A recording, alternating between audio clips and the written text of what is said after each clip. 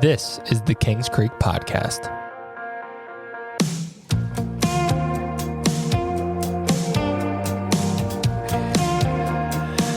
All right, ladies and gentlemen, this is episode 10 of the Kings Creek Podcast. Jesse, you and I have made it to 10 episodes. Yeah, I feel Double like we did them digits. all yesterday. You feel like it's been going pretty fast? Yeah, for sure. That's why I'm always complaining and whining about, have we posted? Were we this? Were we that? Are we, Yeah. I'm pretty impatient. I wish I had the time that you had. I that's kind of a, Yeah. We'd be on episode 400 by now if I could just not have a life outside of this. well, I mean, it's kind of a I don't know if that's a compliment or a low-key jab, but I think it's both. Could be both. yeah. I feel like it's a good mix. You have to have some free time in order to do something that is worthy of discussing. But I think you get so much material from the dungeon that you bring to us that you don't realize. You talking about me? Yeah. That I do? Yeah, with your 9 to 5. Oh, yeah. The As I like dungeon. to Now call I it, got what you're saying. Your 2 to 2. Yeah, just to paint a picture for people, I work in an office with no windows. The whole building really doesn't have any windows, and you're stuck in an office looking at a computer screen for extended hours, taking crazy calls, protecting the world. It sounds kind of like you're almost in jail. It is almost like jail. That's what, in the military, that was like a big thing. People say, like, oh, I got 3 hots and a cot. There's no difference between here and jail. You just don't have a cot, Yeah, and you have to bring your own food. that's right. So it's But worse I than jail. escape, though. I make sure that I take like a lunch break, but I leave. Like I will go grab food somewhere. So that would I just gotta cause get out of people to there. take smoke breaks. Oh, 100%. I don't smoke, but yet I'm not going to miss out on the chance to go out and breathe air. There's a guy in my office, I'm not going to say his name, but just cheaps on Black and Milds. Inside or like, No, outside. But like he'll go out there and just rip a couple of them. And that's how he gets out of the office for a little bit. That's crazy. Wow.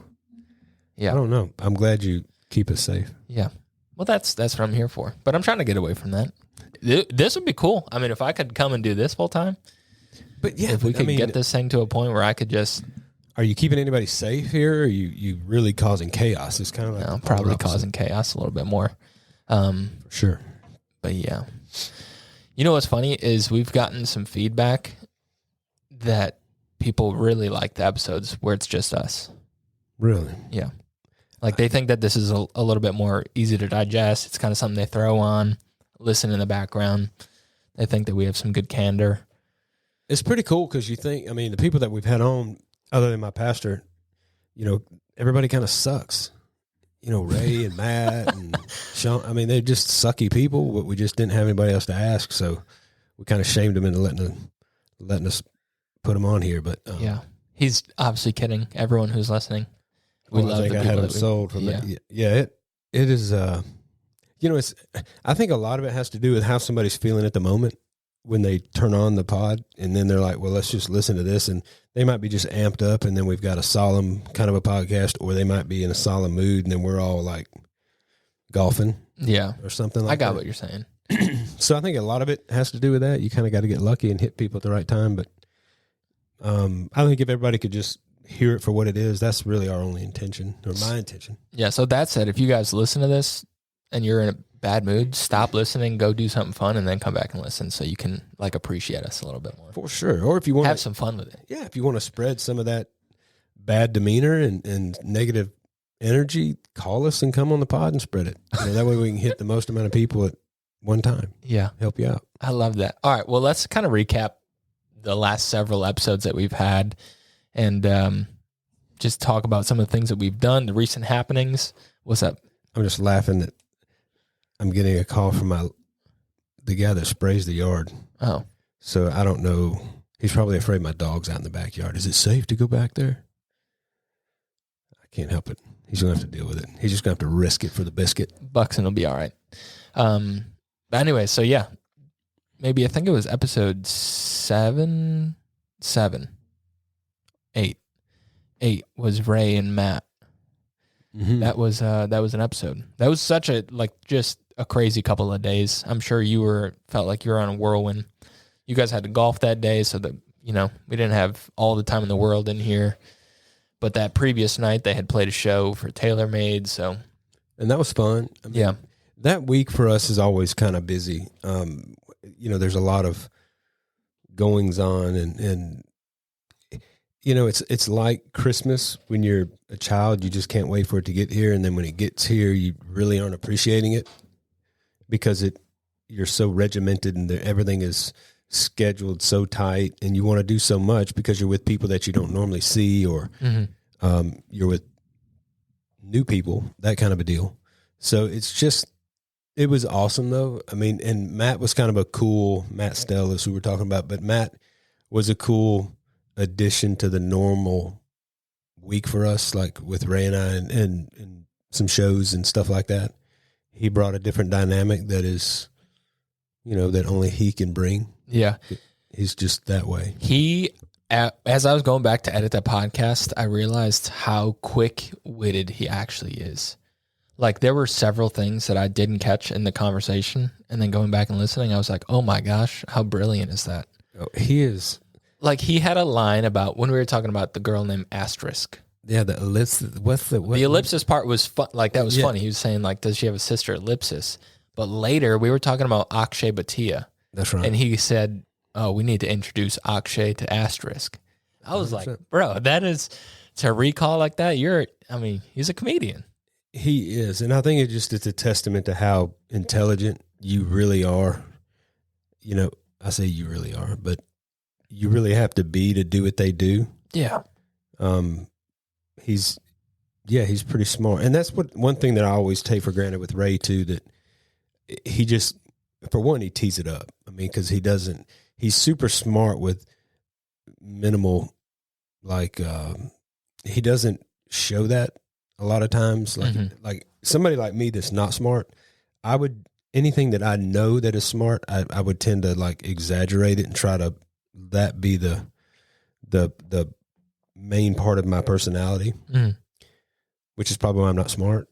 But Ray is kind of, he really plays it off very well. Yeah. But I take it for granted because he is extremely intelligent, very well educated. And he thinks, the humbling thing when you're dealing with somebody like him or Matt or some of the other people that we deal with, the depth of their conversation, it hits just an unreached level for me. Yeah. I'm like, I could never find myself taking a conversation or a situation to the level they take it because I just don't go that far. I lose interest or convince myself that it's far enough. I don't know. Well, that's why they're great to have on here. I mean, and it was awesome. They have such unique perspectives and they are able to explain. I think that's what it comes down to is their use of words is at such a high level. Come on. That was next level. That was next level for me. All right, let me real quick mute those. Yeah, they're very intelligent. But this is what I was going to say. Their words, like, they're at such a high level for their vocabulary that they're able to explain things at a deeper level. Right. Like for us, they'd be like, oh, I'm just speechless. But they know how to explain it. They have the words for that, Yeah. That is what I think it comes down to at least for me. And, I correct people when they either say things wrong or mispronounce. Maybe not mispronounce, but pronounce things differently. It's just stuff that stands out to me. And the only person that I really had on a consistent basis, and I hope this isn't something that I brought out in him, but Ray will bring me out on like a mute point and a moot point, or per SAY or per se SE. It is SE, isn't it? Yeah. And so there's little bitty, like, is that literature? That's not literature. That's like grammar. Just grammar, yeah. Just stuff that to the majority of people that know me would never say that I'm some literary genius and that but I am a pretty good mistake catcher. I don't know. The mistakes stand out to me more than what I'm actually reading. I could proofread a paragraph and pick out the mistakes in record speed and tell you nothing about what the paragraph is about. Yeah. And otherwise the comprehension is kind of like, whoa. I have no comprehension. Yeah. That's why I have to visually learn. Low key, that's kind of how I am with reading. Like I'll read a book, love what I'm reading in the time, in like the moment, but my mind isn't like, as I'm reading a chapter, my mind isn't comprehending it. It's like simultaneously thinking of other things. Like I'll think of a point or I'll read a point, and then in my mind, as I'm still reading, I'm thinking of an idea or something that brought to my attention. Right. And then I lose track of, 6 paragraphs later. I'm like, oh wait, I don't know what I just read because I was thinking on this tangent. I feel like every book I read, I could reread 6 times and get something else out of it. Yeah, none of it be what the author intended in most cases. In my case, I don't get it. And I've got on this little thing where I was going to try to read a book a month. I thought you were about to say a day, and I was like, that's wild. And the weird thing is I got really good. Now I'm not reading anything. Your audiobook. Then. Yeah, because I just can't. Mm-hmm. I just don't, quite honestly, I don't want to. I don't know if you get too lazy to read, but I don't want to. I want to just, the only way I can comprehend what's going on is if I hear it. And people look at you funny when you read out loud in public. If you just like go to a coffee shop and you're just reading out loud. Yeah. They ask you to leave. They think you're special. Something's going on with this guy. So I really don't have a safe space that I can read in out loud. So anyway, I got almost through my whatever, and I think I actually did it. I mean, but it's not accomplishing a whole lot because it was all the same book, like rewritten by a bunch of different military operators and their perspective of certain situations. So it's like it's one big book. Yeah. With just like different perspective. Yeah, I got you. It's kind of like the New Testament. Same story, different writers. I got that. That's cool. All right, well, let's talk about the Sean Kane podcast. That was the last one that came out. That was episode 9. You and I had a day, man. That was incredible. It was. It felt like we literally went to another state somewhere. Yeah. And we were just up the street. Yeah, just up the street. And it was, from the moment we got there, as we were driving up, we saw some deer, which that's a big highlight for you. I love it. And then Sweet Home Alabama's playing on the radio. Love that even more. Deer. Then another set of deer run through the driving range. It was just incredible. They were coming up to us on the golf course. Yeah. And these are, they're not like, like hood deer, but they're kind of, they got a little streak of urban in them. Yeah, they got a little street life in them. So they're kind of sketchy. And for those that don't know, it's Sean Kane. He's the director of, I think, something. He's the director of operations at, this is a mouthful, at the Kingdom at Reynolds Lake Oconee. Yeah. Anyway, he's a super guy, and he's had a cool journey. And it was cool I was kind of interested in spending some decent amount of time with him in a quieter environment, because usually it's either at a show or at the Blue Otter tournament or something to that effect. So it was cool to get away from everything with him. And then obviously we could tee it up with him and learn more about the Kingdom too. So it was in the weather. Oh, it couldn't have been better. We got fried. Yeah. I did, at least. I got that Polish. You're considerably pale skin, a different shade of pigment in the skin than us. But yeah, it was just a special day, and the course couldn't have been in better condition. Mm-hmm. I think it's kind of the usual thing there, though. We're just playing kind of semi. I don't know. Our courses are pretty nice. I shouldn't say that, but it was fantastic. I enjoyed it. Yeah, it was one of my favorite days of golf, even though I played like absolute dog water. I haven't played that bad in a very long time. I kind of turned it around a little bit in the last couple of holes, but I actually had to borrow balls from you. That's a pretty low point in my life. You gave me a new nickname, Mikey 4 Balls. Yeah, 4 putts went away. But, it's kind of one of them things, do you just wait till I walk away from the bag and then just dig in and to keep from having to ask? It's a dilemma that you get in on the golf course. I've been there. Nah, I'll own up to it, man. I lost them all. But when you're losing a lot, like in neighborhoods, it's a tough spot. I'm knock on wood, man. I haven't hit a house yet, at least like the last 10 times I've played. And I've hit some balls where I'm like, that's definitely, it's over a house, maybe in the neighborhood somewhere. Like hit the street and just bounce into the guy who thought, oh, I bought this lot so I'm safe. I'll probably hit that guy's house. It's in the cul-de-sac. Yeah. But that you have to admit though, I'm used to playing on a tighter course, and I struggle when I get to a course that's wide open, because then I have a tendency to like go all in, and that's when I'm going to spray it a little bit. So that part was a little bit, I don't want to say easier, but it wasn't as daunting.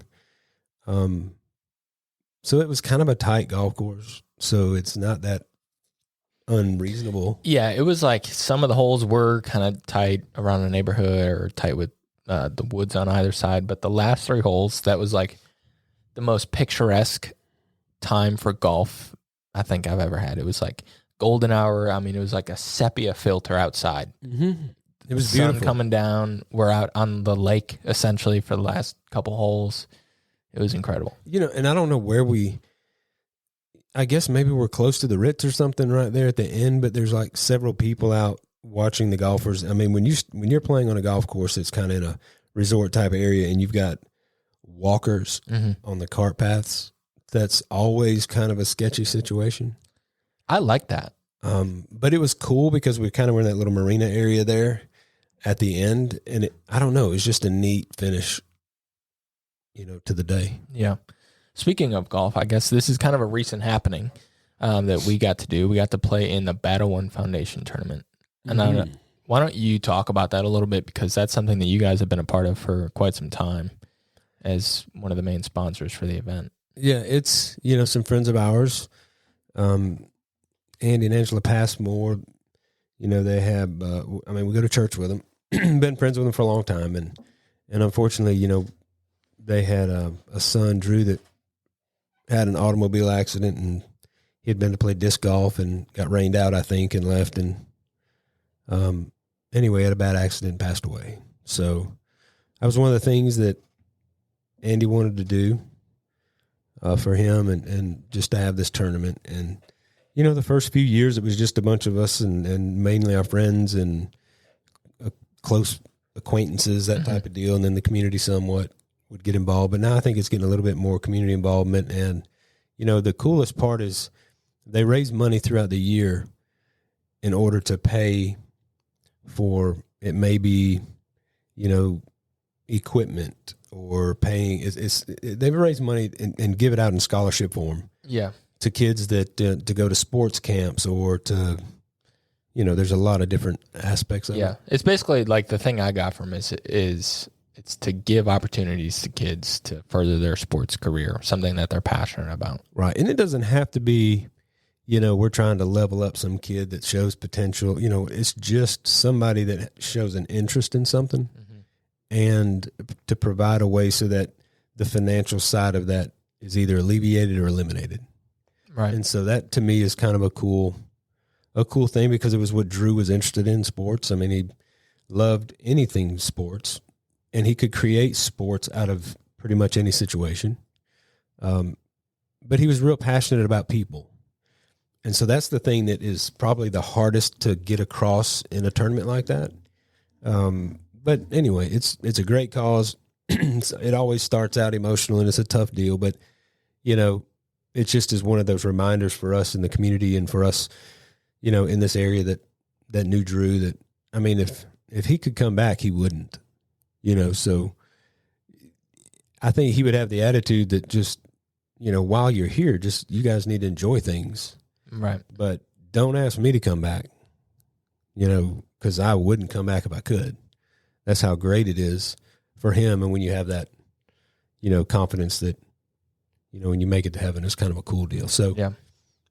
So it's always emotional, and everybody misses him, and that's natural. But I think it can be perceived as being pretty selfish for us to really want him back. But, and I will say I would love to have him back. But I know confidently he wouldn't come back if he could. Yeah, I'm sure. Yeah, he's kicking it up He's in chilling. heaven, man. He's chilling. Speaking of the Battlewon tournament, they had a long drive. I don't know where he works. They had like a long drive champion or whatever there. Yeah, he competes. He competes. I forgot the dude's name. Yeah, I wanted to blast him. Anyways, he was raising money for another cause, and it's they were supporting each other. He was on the last hole, and I had been hitting the ball fairly well that day. And I know we said that we had to bring this up on the podcast, so I'm going to bring it up, even though it does not put me in the best light. He had a TrackMan or whatever that is out there, and I don't know if I didn't know that he had hit balls that day either, that he had hit golf balls out there. He was hitting those yellow balls. I set up at the tee, teed it up a little bit higher because I'm thinking like, all right, I got to show out for this guy. I have above average distance in my driving. I whiffed. I mean, I hit the top 1% of that ball, and it did not go. Oh, 100%. The only time of the day. I hit the top 1% of the ball and nearly shattered my spine, and it was one of the most embarrassing moments of my life. Did he go in the bush right there? It didn't go far. I don't think I went past the front tee box. It was a trick shot. My ball speed, or my club speed, must have been 180. Well, it had absolutely no contact with the ball, so nothing. It was incredible. Inhibited its travel for sure. Yeah, it was almost a trick shot. And then you gave me your tee shot. You were like, all right, you're never gonna let this down. So here's another one. Yeah, I threw you a ball and said, let's do this again. Then I had a bomb out there, past a bunch of this guy's balls. Just saying. Yeah. If you ever listen to this, whatever your name is, guy. He's got to be clutch. I think the clutch gene needs some massaging. Yeah. But I feel like I could, if I had one of those whippy drivers and you gave me some practice, I could compete, man. You got to have some tempo. We should do a Kings Creek long drive competition. Like rent out some space at Top Golf, or just do it at Westlake, wherever, and have like a competition. Bring some heavy hitters. It's just so, I mean, to really get behind something, you've got no chance of winning.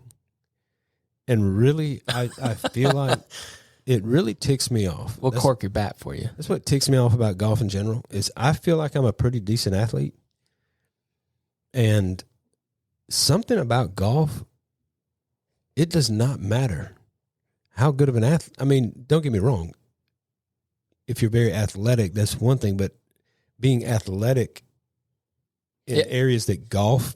Yeah. It doesn't matter if you're 6'4" or 5'5", or if you're buff or fat. I mean, it's one of those sports where you could be anything and be good. Yeah. I mean, and it's such a wide range. And so if there's anybody that probably should not or does not do as well, it's the little shorter, stockier kind of guys, because we've just got not a whole lot to gain any momentum from. Yeah. I mean, like if I had arms like a monkey, maybe they're a little bit longer. Maybe if I had a bunch of flexibility and I could get, but just a shorter, stockier kind of a guy, a jabber with a good right hook, something like that, you're done. There's nothing. I look like I'm chopping wood half the time. Well, I credit my scoliosis, man. I'm spring loaded, so my spine is in that effect. Hopefully, I don't know if that makes sense, but that's what I like to think.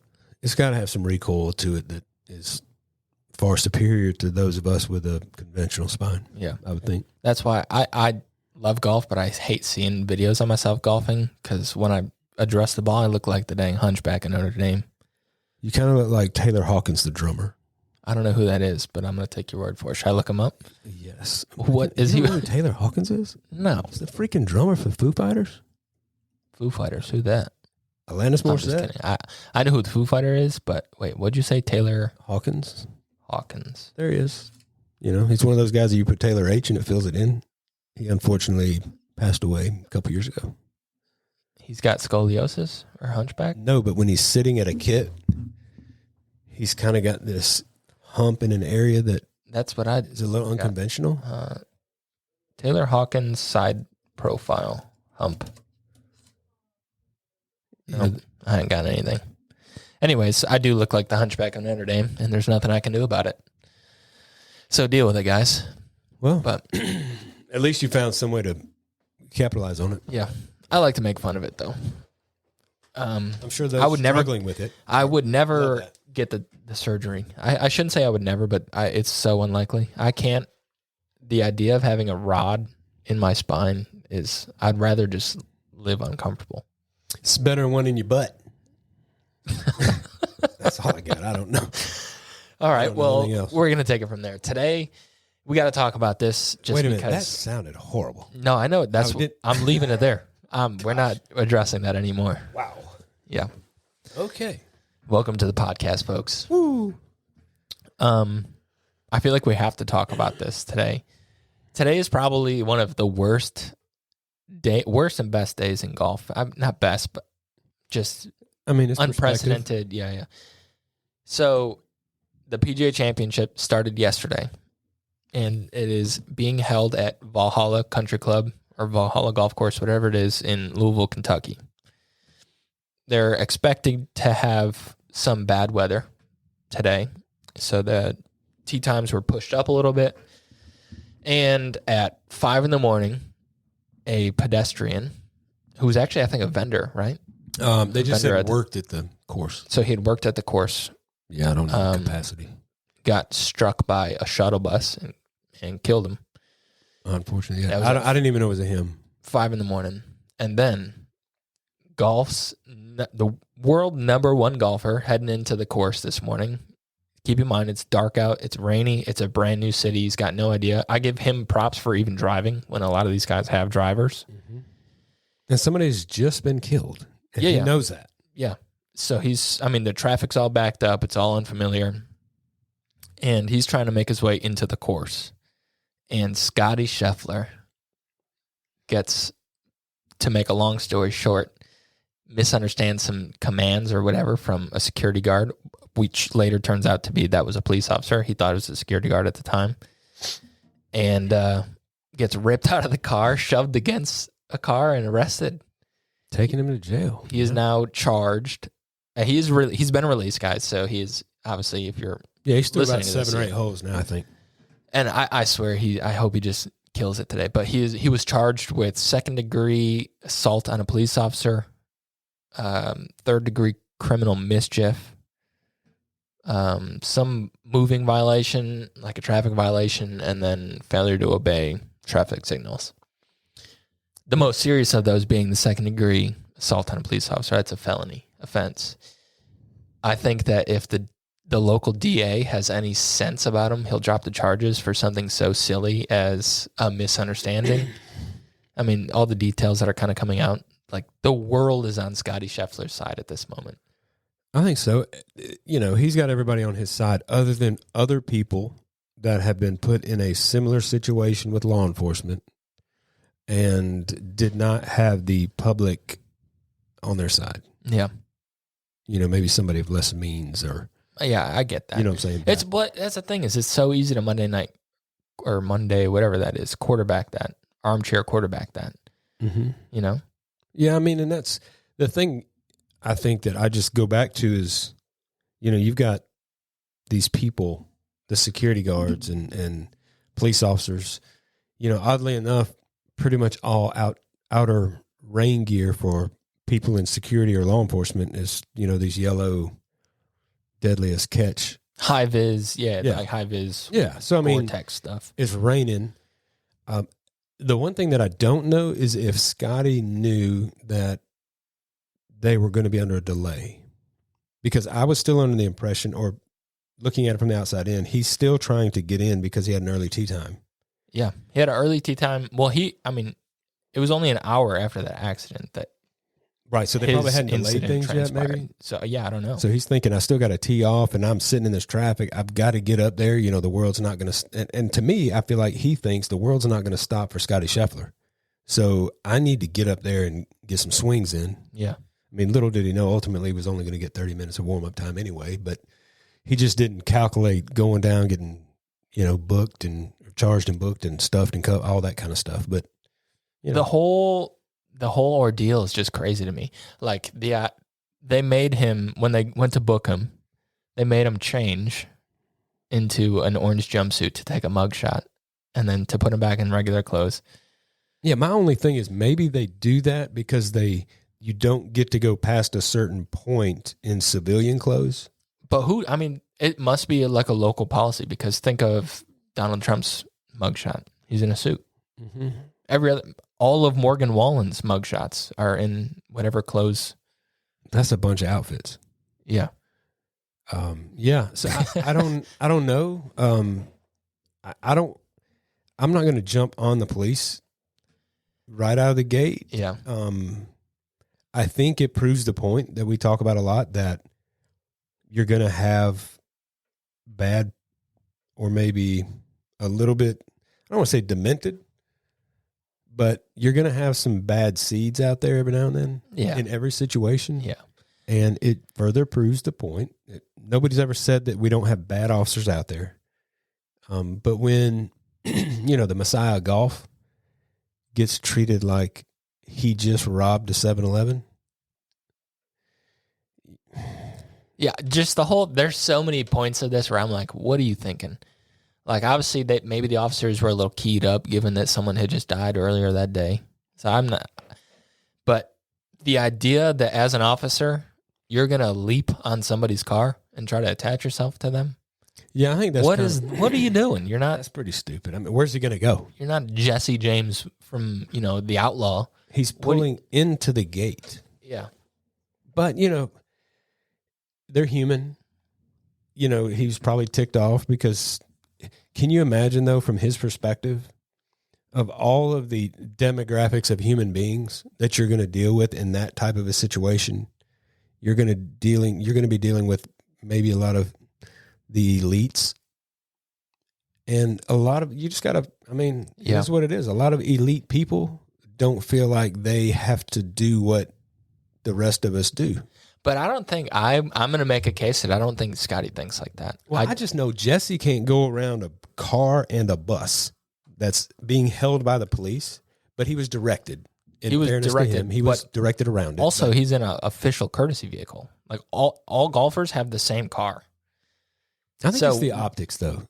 You see this brand new Mercedes coming by you. You're like, dude, stop for a minute. And then he's just, gives you the whatever. Yeah. And then he's pulling up. You're like, no, I'm serious. And he's like, whatever. And I'm just saying optically. And I'm just playing, I don't want to say devil's advocate because I'm not going to play the devil ever. But just the other side of it. And I see that there's a lot for us to learn, because there are instances that, even pertaining to the elite and pertaining to the people that we deem, are great people, everybody's got an off day and everybody's not always on, and everybody doesn't always make the best decisions. Yeah. But I do shout out to Scottie for, not playing into it too much. He's got a lot of charges unfortunately he's facing, and he's more worried about the man that was, did you say it was a man? Yeah, it was a man who lost his life earlier today from being hit by that shuttle bus. Or a woman. It's just so crazy. Like, to have more concern over that about something, it just showcases who he is. Yeah, and he was like, look, I feel bad for the family and all this kind of stuff. And he's in a bad spot. But I'm pretty confident that Valhalla and the higher powers that be are going to make it right. Yeah. And I hope, like every other incident involving police, that, the result is a negative situation or something comes out of it. They'll sit down, reassess, and just keep getting better and better and better, so that it doesn't have to happen to average Joes like you and I. Yeah. Not to bring, they are, well, we'll just leave it at that. They do have a recent, that police department has a recent travesty that they're known for jumping the gun. Yeah.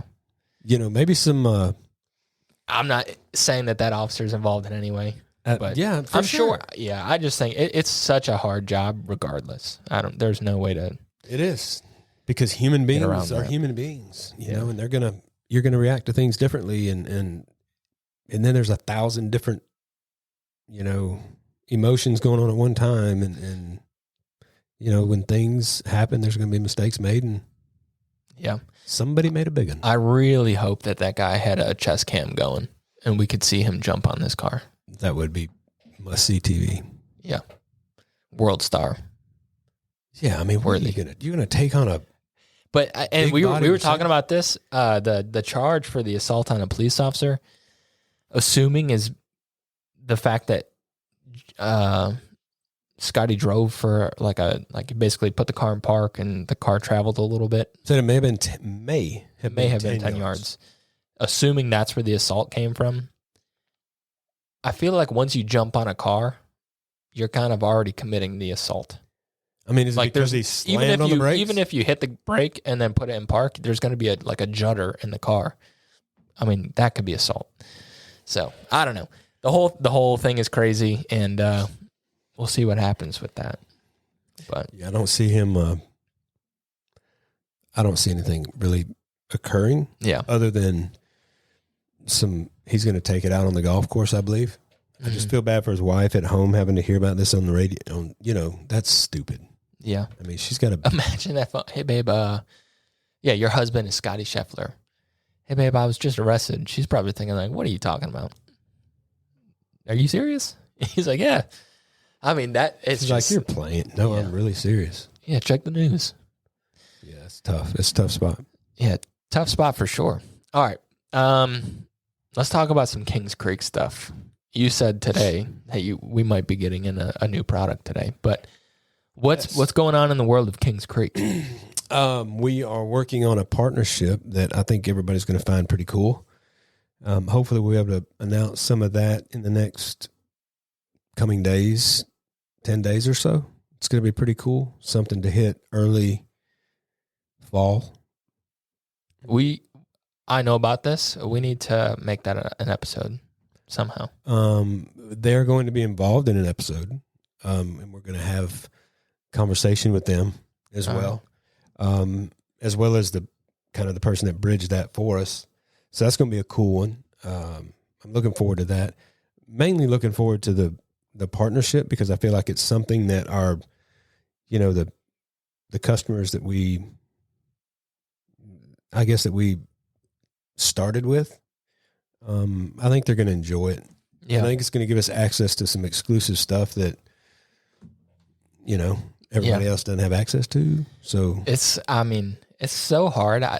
Like being on this side of things, it's so hard not to share that. Like I bet, because this is like big news for you guys. It's, you want to share the success with your customers and to just not withhold it, but not share it yet is so hard. Cause it is going to be it's a company that a lot of people know. I would dare to say everybody in our customer base knows. Oh, for certain. So that to me, anytime you do a partnership, it's cool, but something that's a little bit, further along other than just the typical collaboration is kind of cool too. So yeah, we're excited about that. We think it's 100% relevant and access to some pretty cool stuff, opportunity to expand into some areas that we haven't really gone yet that we've wanted to. We just haven't. Let me just tell you this. I'm going to put it out there. This is a hot take. That's not going to catch anybody off guard. It is so expensive and it takes so much capital to create a product.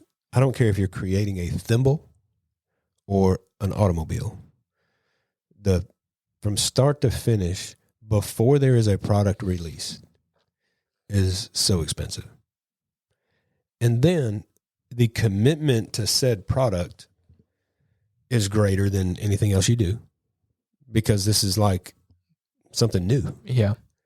So we've been going through a lot of that when we redid the headwear side of things and got mad, not mad, but just we were a little bit handcuffed and frustrated with some of the people we were doing business with. And it's not really, I wouldn't even say anything negative to them, like, oh, it's all their fault. It's just our business model changed and their business model is their business model. Right. And they just didn't go together. And so we were wanting some things that were unrealistic for somebody that is making products for the rest of the country. And we needed to get with a factory that could do your own cater to us kind of deal. Right. So that in and of itself is extremely expensive. So it handcuffs you to be able to go out there and venture and do some other things. Like there's a lot of things that I would love to have multiples of and I think we've got the capacity for it. you have to take every little thing from start to finish. It's tough. And so I think this is going to give us some opportunity with some things that this particular company has already got produced. So maybe we'll have some access to those products. Yeah. That we can put under our brand. So that's going to be pretty neat. So anyway, I'm mainly excited about that. And hopefully it's not just a puff up for people. I think this is something that's going to be pretty legitimate. We just want to make sure we have all of our ducks in a row and everything's going to be like we think. Mm-hmm. Before you go, because look, I've been caught many times interpreting something as one way only to find out in the end it was something totally different. And then I'm like, no, that wasn't what was represented. So we're just done, period. So I don't want to jinx it, or I don't want to, not necessarily jinx, because we've already done everything. That's the cool part about this particular thing is we've already done everything and we're there. We're just nailing down some logistics. Right. And that's probably going to change too. So I don't know. Pretty cool. But we do have some new hats hitting today. I know that you're kind of a fan of them. Oh, 100%. I told Jesse, he knows that I don't like asking for stuff here, but this is the one time that I'm going to be like, yeah, I'm taking one of these. They are sick. I mean, it's just comfortable to me. I've thought about doing a little, for some content, grabbing a melon hat, you know what I'm talking about, that brand, and taking one of these hats and just taking it to the people of the town, say, try these on. Which one fits better? Because that's Melon's whole thing. Yeah, I mean, it is. And I will, in fairness to Melon Headwear, I think that their stuff is great. I think it is exhaustingly overpriced. Yeah, $60 for a cap is kind of crazy. They talk about, it's a floating hat. Well, has anybody thrown any other ones in the water? I mean, true. Yeah, they probably, majority of them float, I would assume. Can circle back and kind of snatch them up. Now, I do understand there's probably some, canvassy type that don't, but the type of hats that compete with the type of hat that Melon makes, it's kind of a... Yeah. I don't know, though. This design, I say design, I'm really talking about the hat itself, is kind of in like a park of its own. Yeah, I mean, it's just the weight of it, the feel, the fabric. It's incredible. It's pretty cool. Created a lot of headache and some gray hairs, but I think that the best thing for me about this particular hat is I feel like it's something that it's a foundational type hat that you can build off of. And so there's a lot of different, you're going to see different applications for this hat.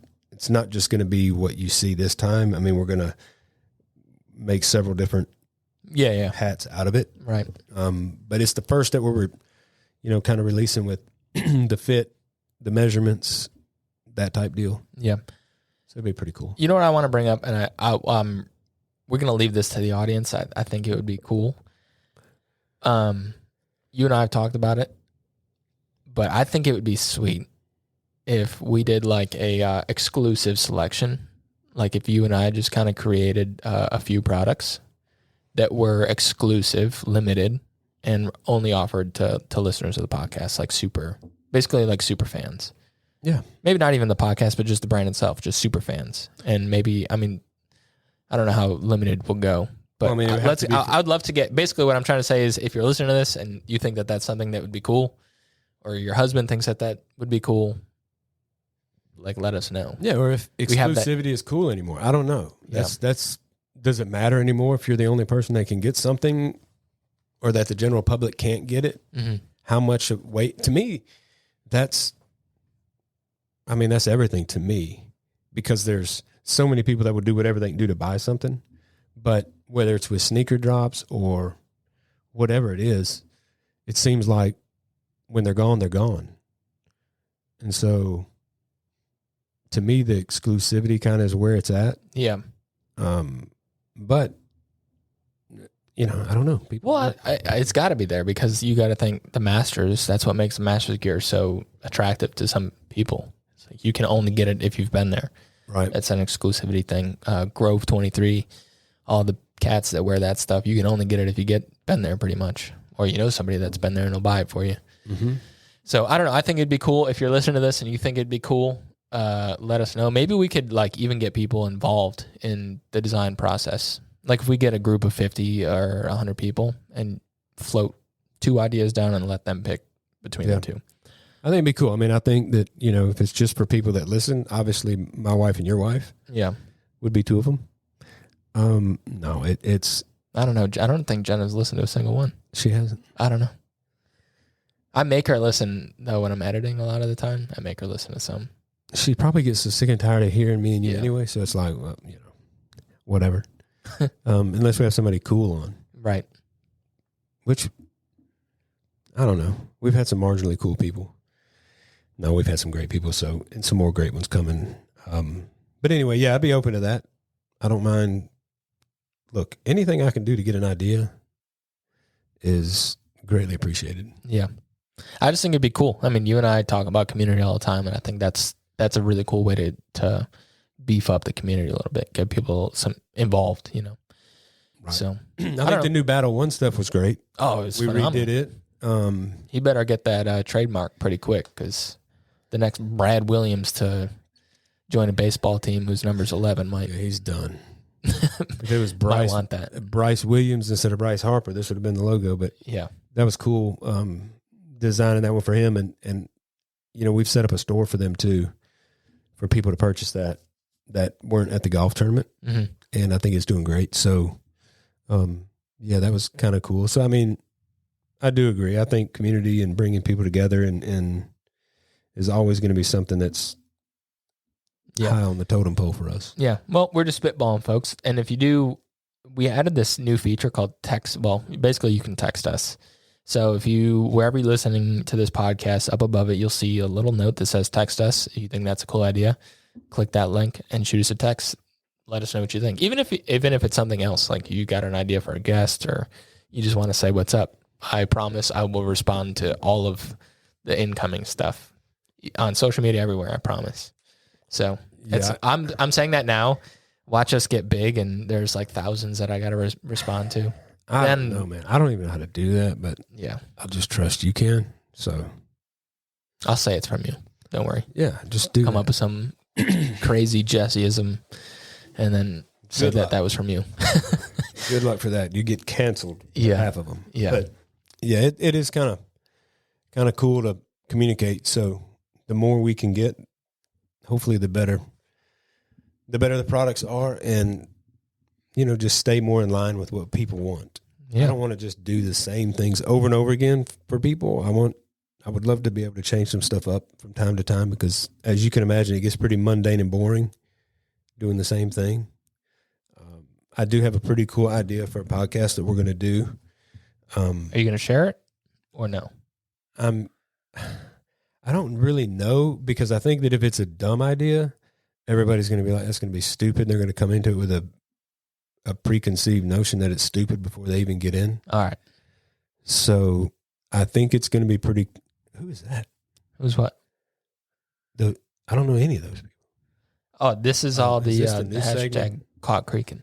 No, it's not. I mean, I think we tried to do this. Oh, you know what? We never ran that episode. Remember, that was like our very first one or something. We were like, I was on one that day. I don't know. I was we never released it, but we were going to do a segment called Caught Creaking. How about that one down there? Talking about things coming. Oh, wow. Coming full circle. Look at that. So basically what we were going to do on Instagram, there's a hashtag Caught Creaking that we at Kings Creek use all the time. And we're just going to go through the Instagram and just kind of talk through some of the photos that we see. And this is the very first one, 295 weeks ago. I don't know how many, that's like 5-6 years. That's right? A while ago. Yeah, that's right when we first started it. Was it 2018? Oh, 2018. There we go. But we got David Pollock. That's crazy. Talking, I don't know who this gentleman is, but David Pollock. And then just to bring it full circle, we had David Pollock on a couple episodes ago. True that. So, yeah. David, if you're ever listening, we didn't do that one either. What, go on theirs? No, we did do his. Yeah, we did. We didn't go on his podcast? No. I'm saying we did post his. Yeah, we did. Yeah. For sure. But yeah. How cool is that, though? It's a cool page to just kind of skim through. So those listening, post on Instagram if you're wearing something Kings Creek or whatever. Just use hashtag Caught Creeking, and maybe we'll talk about it on the pod. That's right. So that is right. All right. Well, do you got anything else that you want to do? I feel bad we don't have anything to eat. You love doing that on this podcast. Or to smell, or to like doing something. You know what I'm going to do? Next time we get a guest, there's this thing called the miracle berry. You ever heard of that? No. So you eat it, and then it makes sour things sweet. So you eat it, and then like you wait a minute or two, and then you bite into lemon, and it tastes like you're like eating lemonade. Or you bite into lime. Lemonade's not necessarily. Lemonade's sweet. Is it not like you bite into a lemon and it tastes like an orange? It'll taste like lemon candy. Like it sweetens everything. Oh. So anything sour you could think of, it becomes the sweet version of that. It's called a miracle berry. Miracle berry. Yeah. For a minute I thought it said miracle bear. And I thought somebody's got you tricked on some gummies that you probably don't need to be trying. No, I've been wanting to do this miracle berry. What is the relevance of, why would somebody need that? I don't know. What is there anything that's sour that you don't like the taste of that you think would be good? No. I cannot come up with one. Berry. I don't. Let me see what I can look up. Miracle berry. Is it like a byproduct of it being good for you, and then maybe a byproduct is for like 3 or 4 minutes? Oh, grapefruit's a good one. It'll taste like you dipped the grapefruit in sugar. But I love a grapefruit, period. Sour candy, Guinness. People have tried drinking Guinness on this, I guess. That's interesting. Cherries, blue cheese. Oh. Wow. All right, some of these people need to chill out. Anything pickled. A sweet pickle. There's nothing on there that the difference between me liking it or not liking it is the sourness of it, is what I'm saying. All right. Well, regardless, we're going to get this berry and we're going to try some lemons. I love the idea. I did hear something yesterday. There's an antibiotic that you can take that we were on a walk after we ate, 1.8 mile walk.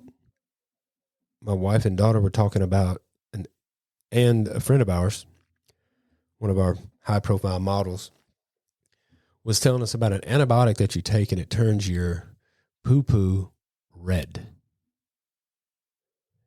Well, that just sounds like it's gross. Blood. That doesn't sound healthy. Anything red coming out of you doesn't sound great. I never related what you just said with that.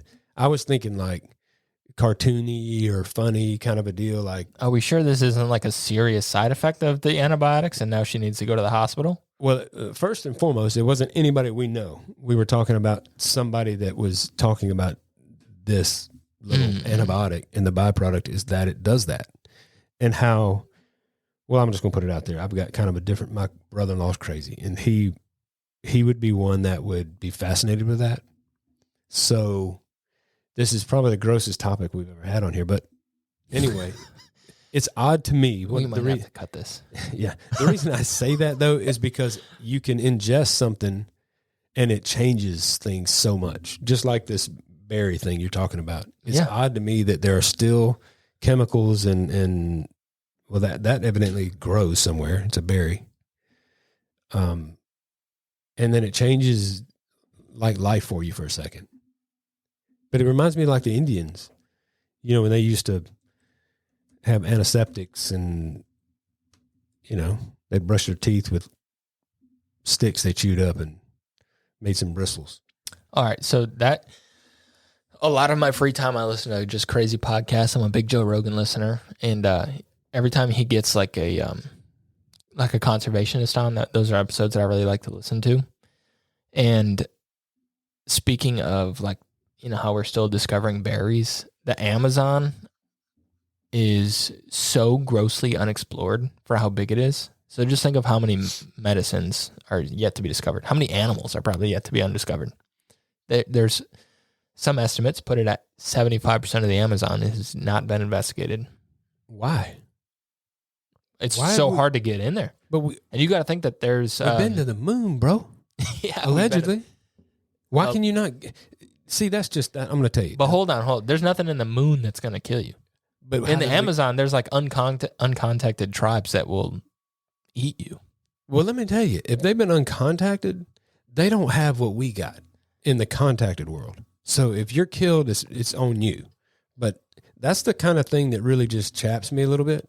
We have been to the moon, and we have, how long have we thrown around Mars and all this other stuff? We haven't even been in the Amazon forest, the whole thing. I'm just saying, man. It's some of the most tough terrain to travel. I would sign up to do that 1,000,000 times before I went to the freaking moon. Oh, I would too. And I'd just take my chances with some rock throwing, spear throwing, booby trap setting. Nah, dude. I guarantee you, this is like probably a really grim topic, but if you were set up with an AR, ain't no shot. I think you would be able to take maybe one of them out. One? Dude, they're in the trees. They're like camouflaged. These people have been, just think about how long, how many years, generations, a tribe has been able to survive in that harsh of an environment. What's he going to kill me with? I don't know. It could kill you with an arrow, vine. I'll take my chances. You give me an AR and 15, 20 of them tribals, I got them. You get bit in the Achilles by a little man, See, you're dropping down. I don't want an Achilles bite. I will say that, but I don't know. I just don't think that, especially ones that are they don't know. You see how they look at video cameras? They're like, start sniffing it, all that kind of stuff.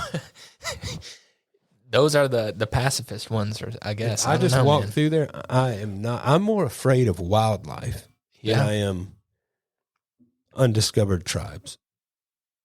Probably, but still. Because there's undiscovered reptiles. Oh, I'm sure. Dude, there's probably a 50-foot anaconda just lurking. Yeah, I'm not doing that. But you're not the snake guy. That's definitely not the place for you. I'm the spider person. It's not the place for me either. So I do think I could hover above the tree line in a drone. You of all people should be able to relate to this. And I'll just drop little goodie packages right in the middle of their little township. Take out about 30 of them. And then I drop myself down in there and look around and say, what kind of berries have y'all got? Yeah. You got any miracle berries laying around? Get right back on my drone and ease up above the canopy. Yeah. Just ease out. I mean, I think we could do it. I think if we haven't, it's because we just chose not to go in there. Because you can give me about 5 operators and we can clear out a good percentage of that 75%. I'd be interested to see what's there, though. I would too. So that's awesome. Well, that was a crazy tangent. I didn't expect that we'd cover this on this podcast, but it was important. It is important. This is real life stuff here. It also, not to throw us on another loop, we've explored more of space than we have the oceans. That's another crazy thing to me. Yeah, and other people's lands, we usually are pretty good about putting our nose where it doesn't belong. Yeah. Have we gone deep into the earth a bunch? I don't know how. No. I mean, just like. Well, I think China or someone has gone like 5 miles down or something. There's some Russia, maybe. They've gone like super deep. Well, they got time to do that. I'm not to be a conspiracy theorist, but Antarctica to me is the crazy location. I feel like there's something going on. Yeah, it's called low temperatures. We'll see. We'll see. I just am more interested. I'm going to get labeled a conspiracy theorist, so I'm not going to go any further on that. But I think there's some crazy stuff going there. Can you not just think about this? Theorist? You can't just travel to Antarctica of your own free will. Like if you were a pilot, you have to like get access from governments. There's like some treaty. Who owns it? It's not anybody. Nobody owns it. It's under a treaty from like U.S., Britain, people, all the people. But like you can't just go. Like if you had a plane, you would get stopped if you just tried to go to Antarctica. But I mean, of all the places that you can say that about, there's probably, that I could see where that bill would be passed pretty easy because everybody's like, okay, yeah, I can't go to Antarctica, my bad. I'll go to Turks and Caicos instead. It's like, what do you? I don't really know what's there. People live there. Nobody lives there. I mean, people go there. Like I've looked at some jobs there just because, clearance and whatever. Because you would. And they're only like 4-month things. Like you make like a year's salary in 4 months. I don't understand. You have to undergo like psych evals because you don't go outside. Like you're inside for. Just because it's too cold? Yeah, pretty much. and it stays dark for like half the year. See, or whatever it is. Like, and that's why I think God created places like this. Just saying, hey, bro, you don't need to go there. I mean, you don't have to talk. I'm not the one that thinks, man, I just need to go there because everybody says we can't. So it must be something cool. Yeah. I don't have that gene. Yeah, it's flicked on for me. Yeah. So I need to uncalm that one. Yeah, don't do that. All right. I mean, go to Alaska instead and close your eyes and you're kind of there. Yeah. That's dumb that they would have to have a treaty to keep it. I bet you could take that treaty off and open traffic. Hey, look, man, for the next 60 days, anybody and everybody, there'd be zero traffic. I feel like, well, unless you're some country would try to take it away. Yeah, I mean, unless you're intending harm. Yeah. But I don't think that it's just like it's on the list of tourist destinations. I'll show you some literature that'll open up your mind on Antarctica. Anyways, all right. Well, let's wrap up this episode. Episode 10, we made it to double digits. We got some cool stuff on the horizon. Definitely an episode with the partnership that you guys got coming up. With awesome. The partnership is with. No, I'm kidding. I'm not going to say it. I love that. Yeah. All right. Well, then, just till next time, guys. Appreciate y'all. See you. Kid from across the county got on mouthy about his daddy's new Camaro, and it was all gas. No way I could have known that back tire blow. All right, guys, that's a wrap. Thank you so much for listening. If you would please leave us a review and a rating, that is how we get the word out about this podcast. And lastly, go check us out at Kings Creek Apparel. Thank you.